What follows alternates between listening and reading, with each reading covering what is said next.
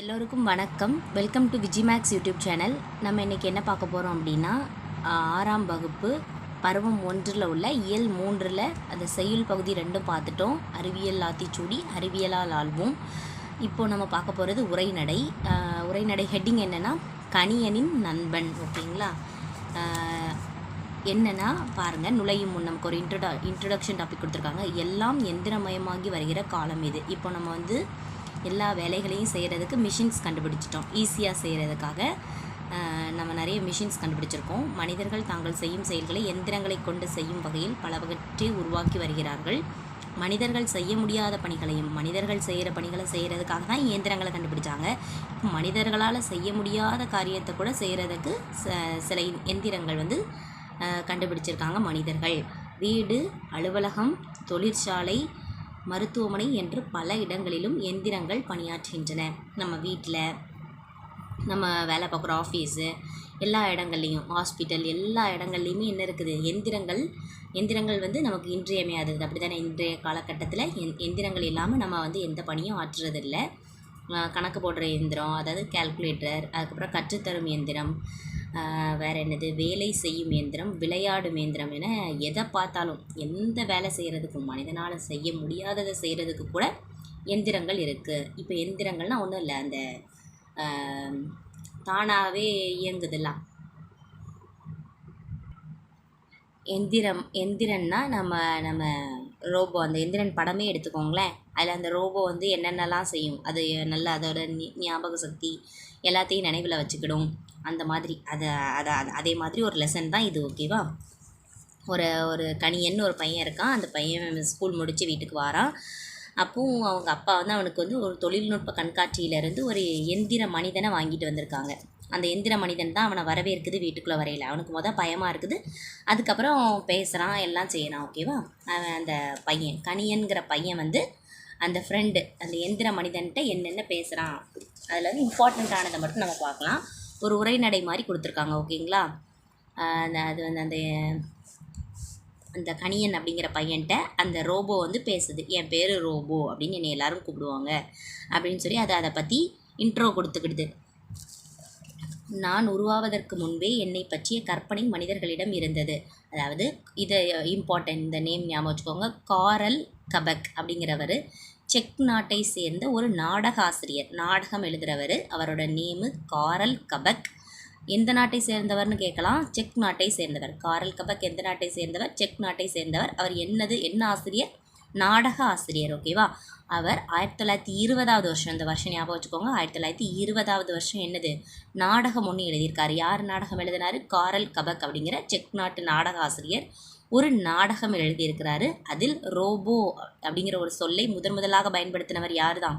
காரல் கபக் அப்படிங்கிற செக் நாட்டு நாடக ஆசிரியர் தான் முதல்ல ரோபோ அப்படிங்கிற ஒரு சொல்லை தன்னோட நாடகத்தில் பயன்படுத்தியிருக்கிறாரு. ரோபோ அப்படிங்கிற செல்லுக்கு மீனிங், அதாவது பொருள் என்னென்னா அடிமை என்பது பொருள். ரோபோனா என்னது ஞாபகம் வச்சுக்கோங்க, அடிமை அப்படின்னு பொருள். ஓகேவா? ஒரு தொழிற்சாலையில் ரோபோக்கள் வேலை செய்வதாக அந்த நாடகத்தில் காட்சிகளை அமைச்சிருப்பாராம். அதாவது அவர் நாடகத்தில் ரோபோங்கிற சொல்ல வந்து எப்படி அமைச்சிருப்பார்? அதாவது ஒரு தொழிற்சாலையில் ரோபோக்கள்லாம் வேலை செய்யுது அப்படிங்கிற மாதிரி ஒரு கதை, ஒரு நாடகத்தில் கதை மாதிரி எடுத்திருப்பார். இவ்வாறு ரோபோ என்னும் சொல் வந்து நம்ம வழக்கத்திற்கு வந்திருக்கு. அப்போது ரோபோங்கிற சொல்ல முதல்ல பயன்படுத்தினவர் யாருன்னா காரல் கபக். எந்த வருஷம் அந்த நாடகம்? 1920ஆம் ஆண்டு நாடகம் ஒன்றை எழுதியிருப்பார் காரல் கபக் அப்படிங்கிற செக் நாட்டு நாடக ஆசிரியர். அதில் ரோபோ அப்படிங்கிற சொல்லை பயன்படுத்தியிருப்பார்.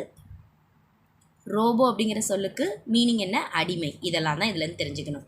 அடுத்து பாருங்கள், அதாவது இவங்க வந்து 2 பேரும் சேர்ந்து உரையாடுற மாதிரிலாம் இருக்கும். அதெல்லாம் ரொம்ப டீட்டெயிலாக படிக்க வேண்டாம்.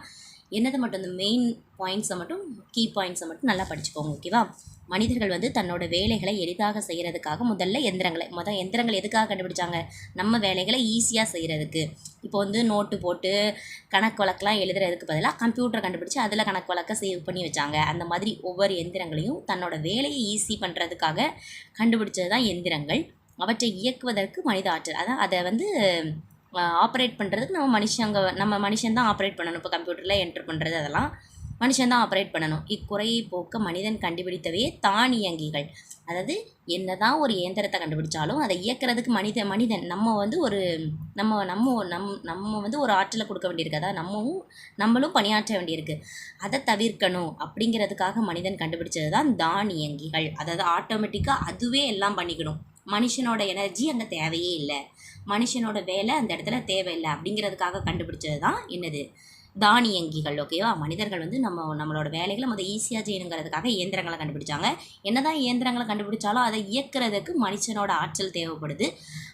அதுவும் தேவைப்படாமல் அந்த குறையும் போக்கணும். மனுஷனே அதில் இன்வால்வ் ஆகக்கூடாது, அந்த பணியில் வந்து மனுஷன் ஈடுபடவே கூடாது அப்படிங்கிறதுக்காக கண்டுபிடிச்சது தான் என்னதுன்னா தானியங்கிகள். ஓகேவா? தானியங்கிகள் என்றால் என்ன தெரியுமா? நுட்பமான இதை படித்து வச்சுக்கோங்க. ஓகேங்களா? நுட்பமான கடினமான ஒரே மாதிரியான வேலைகளை மனிதரை விட விரைவாக தானே செய்து முடிக்கும் எந்திரமே தானியங்கி ஆகும். இந்த மொத்தமாக நிறைய இந்த ட்ரெஸ்ஸஸ்லாம் கட் பண்ணுறதுக்கு அப்படின்லாம் மொத்தமாக அடுக்கி வச்சு, இப்போ நம்ம ஒவ்வொரு ட்ரெஸ்ஸாக தான் மனுஷங்கன்னா ஒவ்வொரு ட்ரெஸ்ஸாக தான் கட் பண்ண முடியும். பட் அந்த பெரிய பெரிய மிஷின்கள் வந்து மொத்தமாக ஒரு 100 துணியை அடுக்கி வச்சுட்டு அதை வந்து ஒரே நேரத்தில் ஒரு ஒரு 2 to 3 மினிட்ஸில் கட் பண்ணி முடிச்சிடும். அதே மனுஷன் கட் பண்ணணும்னா தனித்தனி துணியாக வச்சு கட் பண்ணணும். ஸோ நேரமும் நமக்கு வீணாகும். அந்த மாதிரி அதுதான் என்ன சொல்லியிருக்காங்கன்னா, நுட்பமான வேலைகளை கூட கடினமான வேலைகளை கூட ஒரே மாதிரியான வேலைகளை, நுட்பமான கடினமான ஒரே மாதிரியான வேலைகளை மனுஷனை விட வேகமாக, மனிதரை விட வேகமாக தானே செய்து முடிக்கக்கூடிய எந்திரம் பேர் தான் என்னதான் தானியங்கி. ஓகேவா? இதை கேட்கலாம். ஓகேங்களா? ஏதாச்சும் ஒரு இது மாதிரி கேட்கலாம். ஒவ்வொரு தானியங்கியிலும் ஒரு கணினி இணைந்து இருக்கும். படிக்கும்போது இதை எந்த கொஷினில் கேட்பாங்க? அந்த கூற்று கொடுத்து காரணம் கொடுத்து அப்படி கேட்பாங்களா, இல்லை வருஷம் கொடுத்து கேட்பாங்களா, இதை கண்டுபிடித்தவர் யார், இல்லைனா இவர் யார், அந்த மாதிரி கொஸ்டினை நீங்களே மேக் பண்ணி, அதுக்காக தான் என்ன சொல்கிறாங்கன்னா டெஸ்ட்டு போட்டு பார்த்துட்டே இருங்க அப்படின்னு சொல்கிறாங்க. இப்போ நம்ம படிச்சுட்டு டெஸ்ட்டு எழுதி பார்க்காம இருக்கிறது வேஸ்ட்டு. ஏன்னா டெஸ்ட் எழுதி பார்த்தா தான் இப்படி கொஷின் கேட்பாங்களா, நமக்கு அது ஞாபகம் வருதா, அப்படி கேட்கும்போது ஞாபகம் வருதா. நம்ம வந்து இந்த முந்தி மாதிரி இப்போ 6th 7th 8th நம்ம அந்த எக்ஸாம் எழுத போகிறதில்ல. அந்த எக்ஸாம் எழுதுனா நம்ம இப்படி வரிசையாக படித்து அப்படியே அந்த 4 லைன் 2 மார்க்னால் 4 லைன் எழுதி அப்படி எழுதுறது கிடையாது. நமக்கு எல்லாமே அந்த என்ன கொஷின்ஸ் தான், டிஸ்கிரிப்டிவ், அந்த மல்டிபிள் சாய்ஸ் கொஷின்ஸ் தான். அதுக்காக தான் நான் சொல்கிறேன். ஓகேங்களா? அதனால் எந்த மாதிரி கொஷின் கேட்பாங்க அப்படிங்கிறத யோசித்து அதுக்கேற்றாப்புல படிக்கணும். ஓகேங்களா? அப்புறம் பாருங்கள், ஒவ்வொரு தானியங்கியிலும் ஒரு கணினியும் அட்டாச் பண்ணியிருப்பாங்க. தானியங்கினா அந்த மாதிரி நுட்பமான கடினமான இந்த மாதிரி ஒரே மாதிரியான வேலைகளை மனுஷனை விட வேகமாக செஞ்சு முடிக்கிறதுக்காக கண்டுபிடிச்ச எந்திரம் தான் தானியங்கி. ஒவ்வொரு தானியங்கி கூடயும் ஒரு கணினி, ஒரு கம்ப்யூட்டர் வந்து அட்டாச் பண்ணியிருப்பாங்க. அடுத்து தானியங்கியின் செயல்களை அந்த கணினி கட்டுப்படுத்தும். ஓகேங்களா? தானியங்கி வந்து எப்படி அதோட வேலை கரெக்டாக, அதாவது இப்போ இது செய்யணுமா வேண்டாமா அப்படிங்கிற அந்த ப்ராசஸ்க்கெலாம் எது கட்டுப்படுத்தும்? அந்த கணினி கட்டுப்படுத்தும். ஓகேங்களா? அடுத்து இவ்வகை தானியங்கிகள் இன்று பல தொழில் நிறுவனங்களில் பயன்பட்டு வருகின்றன. இவை பயன்படும் இடத்திற்கு ஏற்ற வகையில் எந்திர கைகள், நகரும் கால்கள், சூழ்நிலைகளை உணர்வதற்கான நுண்ணுணர்வு கருவிகள் ஆகியவற்றுடன் உருவாக்கப்படுகின்றன என்று கூறி நிறுத்தியது. அதாவது என்னென்னா, அது சொல்லிகிட்டு இருக்கு, ரோபோ வந்து தன்னை பற்றி சொல்லிகிட்டு இருக்கு, அதனால் இப்படி கொடுத்துருக்காங்க. ஓகேங்களா? அதாவது இந்த தானியங்கிகள் இன்றைக்கி நம்ம நல்ல தொழிற்சாலைகள், நம்ம தொழில் நிறுவனங்களெல்லாம் இன்றைக்கி பயன்படுத்திகிட்டு இருக்காங்க. அது அந்தந்த இடத்துக்கு ஏற்றாப்புல, இப்போ வந்து நம்ம அந்த படத்தில் எந்திரம் மனிதனாக வருவாங்களா, எந்திரம் அந்த ரோபோ வந்து மனித ரூபத்தில் வரும். இந்த மாதிரி தேவைப்படுற இடங்களில் எந்திர கைகள் மாதிரியோ இல்லைன்னா நகரக்கூடிய கால்கள், அதாவது அந்த தொழிற்சாலையில் என்ன மாதிரி வேலை, அதுக்கு கை மாதிரி இருக்கணுமா, கால் மாதிரி இருக்கணுமா, அதுக்கு ஏற்றாப்புல அந்த கருவி வந்து மாறிக்கிடும். ஓகேங்களா? சூழ்நிலைகளை உணர்வதற்கான நுண்ணுணர்வு கருவிகள், சென்சாஸாக மாறணுமா, இல்லை கைகளாக மாறணுமா, எந்திர கைகளாக மாறணுமா, இல்லை நகரும் கால்கள், அந்த மாதிரி மாறிக்கிடும். அந்த சூழ்நிலை அந்த இடத்துக்கு ஏற்றாப்புல அந்த எந்திரம் அதாவது அந்த தானியங்கி வந்து மாறிக்கிடும் அப்படிங்கிற மாதிரி சொல்லியிருக்காங்க. உடனே நான் அவற்றை பார்க்க வேண்டும் அப்படின்னு சொல்கிறது கணியன்கிற பையன், நான் அதை பார்க்கணும் அப்படின்னு சொல்கிறான். உடனே கூட்டிகிட்டு போய் காட்டுது நம்ம ரோபோ. ஓகேங்களா? இதில் பாக்ஸ் கண்டென்ட் என்னென்னு பார்க்கலாம். மனித முயற்சிகளுக்கு மாற்றாக தானே இயங்கும் இயந்திரம். மனித முயற்சி அந்த இடத்துல இருக்காது. ஆனால் மனுஷன் தான் கண்டுபிடிச்சிருப்பான், ஆனால் முயற்சி இருக்காது, மனுஷனோட வேலை அந்த இடத்துல எதுவும் இருக்காது. அப்படி இயங்குகிற இயந்திரத்துக்கு பேர் தான் என்னது, தானியங்கி. இவை தோற்றத்தில் மனிதர் போல இல்லாமலும் இருக்கலாம், இல்லை மனிதர்களைப் போல, ஆனால் மனிதர்களைப் போல செயல்களை நிறைவேற்றும். பார்க்குறதுக்கு மனுஷங்க மாதிரி இல்லாமல் இருக்கலாம், மனுஷங்க மாதிரியும் இருக்கலாம், மனுஷங்க மாதிரி இல்லாமலும் இருக்கலாம், ஆனால் மனிதர்களைப் போல எல்லா செயல்களையுமே செய்யும் அப்படின்னு சொல்லி இதை வந்து இப்படி நம்ம அதாவது மனுஷங்கள மாதிரியும் இருக்கலாம், மனுஷங்க இல்லாத மாதிரியும் இருக்கலாங்கிறது எங்கே சொல்லக்கூடாது. ஏன்னா பிரிட்டானியா கலைக்களஞ்சியம் வந்து ஒரு விளக்கம் தருகிறது. அப்போ அவங்க சொன்ன விளக்கத்தை தான் நம்ம சொல்லணும். ஓகேங்களா?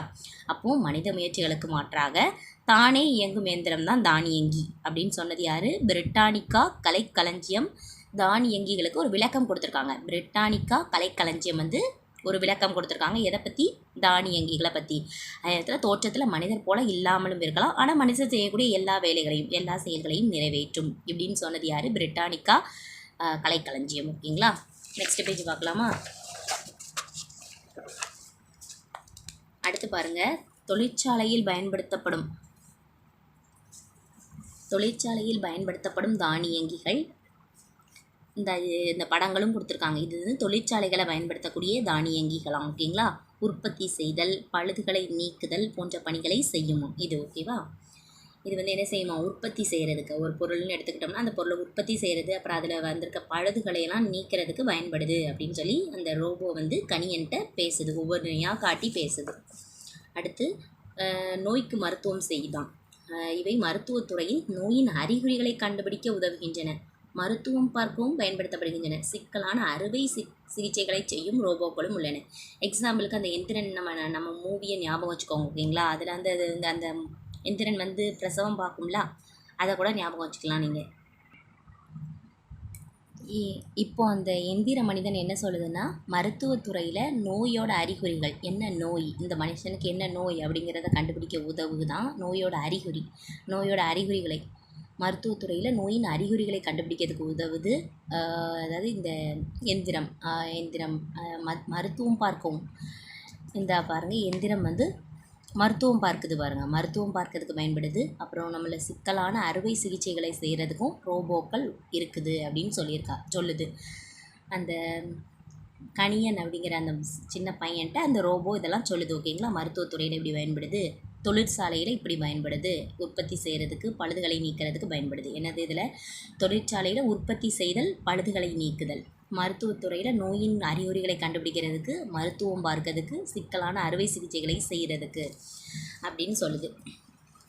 மருத்துவத்துறையில் எப்படி சொல்லியிருக்கு, தொழிற்சாலையில் எப்படி சொல்லியிருக்கு. அடுத்து கோள்களில் என்ன ரோபோக்கள் என்ன செய்யுது அப்படிங்கிறத சொல்லுதுன்னு பார்க்கலாம். பிற கோள்களுக்கு சென்று ஆய்வு நடத்தவும் செயற்கைக்கோள்களை இயக்கவும் தானியங்கிகள் பயன்படுத்தப்படுகின்றன. செயற்கைக்கோள்களை இயக்கிறதற்கு, அப்புறம் பிற கோள்களுக்கு சென்று ஆய்வுகள் ரிசர்ச் பண்ணுறதுக்கும், அந்த சேட்டிலைட் எல்லாம் இயக்கிறதற்கும் எல்லாத்துக்கும் என்ன பயன்படுத்தப்படுதுதான்? தானியங்கிகள் பயன்படுகின்றன. உலகில் மனிதர்கள் செல்ல முடியாத இடங்கள் பல உள்ளன. மனிதர்கள் செல்ல முடியாத இடங்கள் நிறைய இருக்குது. அதாவது பெருங்கடலின் அடி ஆழம், கடலோட அடி ஆழத்துக்கு மனுஷன் போக முடியாதுல்ல. ஸோ அதே நேரம் வெப்பநிலை உரைநிலைக்கும் கீழே உள்ள துருவ பகுதிகள், கீழே உள்ள துருவ பகுதிகள், அதாவது மனுஷன் போக முடியாத இடங்கள்னு துருவ பகுதிகளையும் பெருங்கடலோட அடி ஆழம் அந்த 2 இடங்களை சொல்லியிருக்காங்க. இந்த இடங்களுக்கு சென்று ஆய்வு நடத்துறதுக்கும் இவை உதவுகிறது அப்படின்னு சொல்லியிருக்காங்க. தானியங்கிகள் வந்து எங்கெல்லாம் மனிதர்கள் செல்ல முடியாத இடங்களுக்கு கூட சென்று ஆய்வுகள் நடத்துறதுக்கு பயன்படுத்தப்படுது அப்படின்னு சொல்லியிருக்காங்க இந்த லைனில். ஓகேங்களா? தொழிற்சாலைகளில், மருத்துவங்களில், கோள்களில் எப்படி பயன்படுதுன்னு சொல்லியிருக்காங்க. தமது வேலைகளை எளிமையாக செய்கிறதுக்கு தான் முதலில் தானியங்கிகள் உருவாக்கினான் மனிதன். அதுக்கப்புறம் தன்னை போன்றே சிந்தித்து செயல்படும் தானியங்கிகளை உருவாக்க முயன்றான். முதல்ல ஒரு தானியங்கிகளை உருவாக்குறான் மனுஷன், தன்னோட வேலைகளெல்லாம் கொஞ்சம் ஈஸியாக செஞ்சு தரணுங்கிறதுக்காக. அப்புறம் தன்னை போன்றே சிந்தித்து செயல்படும் தானியங்கிகளை, இது இப்போ எல்லாமே எந்திர படத்தை ஞாபகம் வச்சுக்கோங்க. ஃபஸ்ட்டு அந்த மனுஷன் மாதிரியே எல்லாம் பண்ணி மனுஷனுக்கு என்னெல்லாம் இருக்கணுமோ அதெல்லாத்தையும் அந்த ரோபோக்குள்ளே அந்த அறிவெல்லாம் புகுத்துவாங்க. அந்த மாதிரி ஞாபகம் வச்சுக்கோங்க. அம்முயற்சியின் விளைவாக தோன்றியவர்களே என்னை போன்ற எந்திர மனிதர்கள். தன்னை போன்றே சிந்திக்கணும் அப்படிங்கிறதுக்காக தான் அப்படி உருவாக்கப்பட்டவர்கள் தான் என்னது? எந்திர மனிதர்கள். மனிதர்களைப் போலவே அவங்களுக்கும் தலை இருக்கும், உடல் இருக்கும், கை கால்கள் எல்லாமே இருக்கும்ல. அந்த ரஜினி ரோபோ அவங்களுக்கு வந்து எல்லாமே செட் பண்ணுவாங்க தெரியுமா? அதே மாதிரி அப்படியே அந்த படத்தை ஞாபகம் வச்சுக்கோங்க. ஓகேங்களா? எந்திர மனிதர்களுக்கும் தானியங்கிகளுக்கும் உள்ள வேறுபாடு என்ன அப்படின்னு சொல்லி அந்த கணியன் பையன் கேட்குறான் அந்த ரோபோட்டை. அதுதான் எங்களிடம் உள்ள செயற்கை நுண்ணறிவு. அதாவது எந்திர மனிதர்களுக்கும் தானியங்கிகளுக்கும், தானியங்கிகள்னால் ஒரு மிஷின் மாதிரி இருக்கும், எந்திர மனிதர்கள் மாதிரியே இருக்கும், ஆனால் எல்லா வேலையும் செய்யும் அப்படிங்கிற மாதிரி. செயற்கை நுண்ணறிவா அப்படின்னா என்ன? இப்போ மனிதர்களாகிய நீங்கள் உங்கள் நுண்ணறிவால் செயல்படுகிறீர்கள். நாங்களும் உங்களைப் போலவே செயல்படுறதுக்காக எங்களுக்குள் சில கட்டளைகள் வடிவமைத்து வைக்கப்பட்டு உள்ளன. அதாவது ஒரு நல்ல சிப் அதில் மாட்டுவாங்க அந்த ரோபோவில். அடுத்து வந்து அந்த இன்னொரு ரோபோவில் கெட்ட சிப் மாட்டுவாங்களா அப்படி என்னமோன்னு சொல்லி காட்டுவாங்க தெரியுமா அந்த படத்தில். அதுதான் செயற்கை நுண்ணறிவு. அதாவது அவங்களுக்குள்ள அந்த எங்களுக்குள் சில கட்டளைகள் வடிவமைத்து வைக்கப்பட்டுள்ளன. அந்த எந்திர மனிதர்களுக்குள் இப்படி தான் செயல்படணும். அதுக்கு பேர் தான் என்னது? செயற்கை நுண்ணறிவு. அந்த செயற்கை நுண்ணறிவை வைத்து தான் அந்த எந்திர மனிதர்கள் இயங்குகிறார்கள். ஓகேங்களா? செயற்கை நுண்ணறிவு, அதை ஞாபகம் வச்சுக்கோங்க. அடுத்து உண்மையாகவே செயற்கை நுண்ணறிவை கொண்டு மனிதர்களைப் போல செயல்பட முடியுமா அப்படின்னு சொல்லி கணியன் கேட்குறான். முடியும். செயற்கை நுண்ணறிவின் வலிமையை நீ அறிந்து கொள்ள வேண்டுமா அப்படின்னு சொல்லிட்டு ஒரு நிகழ்வை சொல்லுது அந்த ரோபோ. 1997. இதுக்கு முன்னாடி இதில் ஒரு வருஷம் பார்த்தோம். என்ன வருஷம்? 1920. அதில் என்னது? காரல் கபக் அப்படிங்கிற செக் நாட்டு நாடகாசிரியர் வந்து என்னது? ரோபோ அப்படிங்கிற சொல்ல முதல்ல அவரோட நாடகத்தில் பயன்படுத்தினார் அப்படின்னு பார்த்தோம். இப்போ 1997. இந்த 1997 மே மாதம் ஒரு சதுரங்க போட்டினா என்னது? செஸ். ஓகேங்களா? அதில் உலக சதுரங்க வெற்றியாளர், உலகத்திலேயே சதுரங்க வெற்றியாளர் ஒருத்தான். அவர் பேர் என்னது? உலக சதுரங்க வெற்றியாளர் யாருன்னா கேரி கேஸ்பரோவ் என்பவரும் கலந்து கொண்டார். IBM என்னும் நிறுவனம் உருவாக்கிய டீப் ப்ளூ என்னும் மீத்திறன் கணினி சூப்பர் கம்ப்யூட்டர் அவருடன் போட்டியிட்டதான். ஒரு மனுஷன், ஒரு சூப்பர் கம்ப்யூட்டர், 2 பேரும் போட்டியிடுறாங்க. செஸ் விளையாடுறாங்க, சதுரங்க போட்டி. அந்த கம்ப்யூட்டருக்கு பேர் என்னன்னு கேட்டாங்கன்னா டீப் ப்ளூ. கம்ப்யூட்டருக்கு பேர் டீப் ப்ளூ. அந்த மனுஷன் யார்? Carry Kasparov. இவங்க 2 பேரும் செஸ் விளையாடுறாங்க. கேரி கேஸ்பரோங்கிறவர் யார்? உலக சதுரங்க வெற்றியாளர். அடுத்தது இந்த டீப் ப்ளூ அப்படிங்கிற அந்த சூப்பர் கம்ப்யூட்டர் மீத்திறன் கணினி, அது டீப் ப்ளூ, அதோட நேம் வந்து டீப் ப்ளூ. அதை வந்து உருவாக்கிய நிறுவனம் என்னன்னு கேட்டாங்கன்னா IBM. ஓகேங்களா? IBM. ஓகேவா? இப்போது போட்டியின் முடிவு என்ன தெரியுமா? நீ நினைப்பது சரிதான். போட்டியில் டீப் ப்ளூ அந்த சூப்பர் கம்ப்யூட்டர், அந்த மீத்திறன் கணினி தான் வெற்றி பெற்றிருக்குது. ஒரு மனுஷன், உலக சதுரங்க வெற்றியாளர் கூட கேரி கேஸ்பரோவ் கூட டீப் ப்ளூ அப்படிங்கிற ஒரு கணினி வந்து செஸ் விளையாண்டு ஜெயிச்சிருது. ஓகேங்களா? அப்புறம் மற்றவர் என்ன கொடுத்துருக்காங்கன்னா உணவகங்களில் உணவு பரிமாறும். இந்த ரோபோ வந்து என்ன செய்யுது? உணவகங்களில் உணவு பரிமாறுது. அடுத்து பொது இடங்களில் வழிகாட்டுறதுக்கு வச்சுருக்குறாங்க. அப்புறம் வெடிகுண்டுகளை செயலிழக்க செய்கிறதுக்கு கூட இந்த ரோபோக்களை பயன்படுத்துகிறாங்க. இந்த மாதிரி அதாவது ரோபோக்கள் என்னென்னலாம் செய்யுது? தொழிற்சாலைகளில் என்ன வேலை செய்யுது, மருத்துவத்துறையில் என்ன வேலை செய்யுது, கோள்களில் என்ன வேலை செய்யுது, அப்புறம் இந்த மாதிரி சதுரங்கம் விளையாடுதுன்னு பார்த்துருக்கோம். இப்போ உணவகங்களில், பொது இடங்களில் வெடிகுண்டுகளை செயலிழக்க இதெல்லாம் செய்யுது அப்படின்னு சொல்லுதாங்க. பாக்ஸ் கண்டென்ட் என்னென்னு பார்க்கலாமா? புதுமைகளின் வெற்றியாளர் சோஃபியா. இது என்னென்னு பார்க்கலாம். ஓகேங்களா? இந்த கொடுத்துருக்காங்க. உலகிலேயே முதலாக சவுதி அரேபியா ஒரு ரோபோவுக்கு குடிமை. சவுதி அரேபியா வந்து உலகத்திலேயே ஃபஸ்ட்டு ஒரு ரோபோவுக்கு குடியுரிமை வழங்கியிருக்குது. ஓகேங்களா? அந்த ரோபோவோட பெயர் என்னென்னா சோஃபியா. இது சவுதி அரேபியா சோஃபியா அப்படின்னு ஞாபகம் வச்சுக்கோங்க. சவுதி அரேபியா சோஃபியா யான்னு முடியுதா? ஸோ இந்த சவுதி அரேபியா வந்து உலகத்திலேயே முதலாக ஒரு ரோபோவுக்கு குடியுரிமை வழங்கியிருக்காங்க. அந்த ரோபோவோட நேம் என்னென்னா சோஃபியா. மேலும் ஐக்கிய நாடுகள் சபை புதுமைகளின் வெற்றியாளர் என்னும் பட்டத்தை சோபியாவுக்கு வழங்கியுள்ளது. ஐநா சபை, ஐக்கிய நாடுகள் சபை நம்ம சோஃபியாவுக்கு என்ன பட்டம் வழங்கியிருக்குன்னு கேட்டாங்கன்னா புதுமைகளின் வெற்றியாளர். சவுதி அரேபியா நாட்டில் உள்ளது தான் சோஃபியா அப்படிங்கிற இந்த ரோபோ. இந்த ரோபோவுக்கு சவுதி அரேபியாவில் என்ன கொடுத்துருக்காங்க? குடியுரிமை கொடுத்துருக்குறாங்க. ஐக்கிய நாடுகள் சபை, ஐநா சபை வந்து புதுமைகளின் வெற்றியாளர் அப்படிங்கிற ஒரு பட்டத்தை சோஃபியாவுக்கு வழங்கியிருக்குது. உயிரில்லாத ஒரு பொருளுக்கு ஐநா சபை, உயிரில்லாத பொருள் தானே இது என்னது? இந்த ரோபோ, இந்த உயிரில்லாத இப்படி ஒரு பொருளுக்கு ஐநா சபை வந்து பட்டம் வழங்குவது இதுதான் ஃபஸ்ட் டைம் அப்படின்னு சொல்லியிருக்காங்க. என்னை போன்ற எந்திர மனிதருக்கு இப்பட்டம் வழங்கப்பட்டதில் எனக்கு மட்டற்ற மகிழ்ச்சி. அதாவது இது வந்து ஒரு ரோபோ வந்து கணியன் அப்படிங்கிற ஒரு சிறுவன்கிட்ட பேசுகிற மாதிரி கொடுத்துருக்கிறதுனால இந்த மாதிரி கொடுத்துருக்காங்க. ஓகேங்களா? அந்த உரையாடலில் என்ன முக்கியமாக படிக்கிறதுக்கு இருக்குது அதை படிச்சுக்கணும். ஓகேங்களா? அடுத்து பாருங்கள். இனி வரும் காலங்களில் எண்ணற்ற எந்திர மனிதர்கள் உருவாக்கப்படுவார்கள். இது வந்து அவன் அந்த 2 பேரும் பேசுகிற மாதிரி கொடுத்துருக்காங்க. இதில் எந்த இம்பார்ட்டண்ட்டும் இல்லை. அடுத்து பாருங்கள். நுட்பமாக சிந்தித்து அறிவது நுண்ணறிவு. தானே இயங்கும் எந்திரம் பேர் தானியங்கி. நின்றிருந்தங்கிற சொல்ல பிரித்து எழுதணும். நின்று கூட்டல் இருந்த.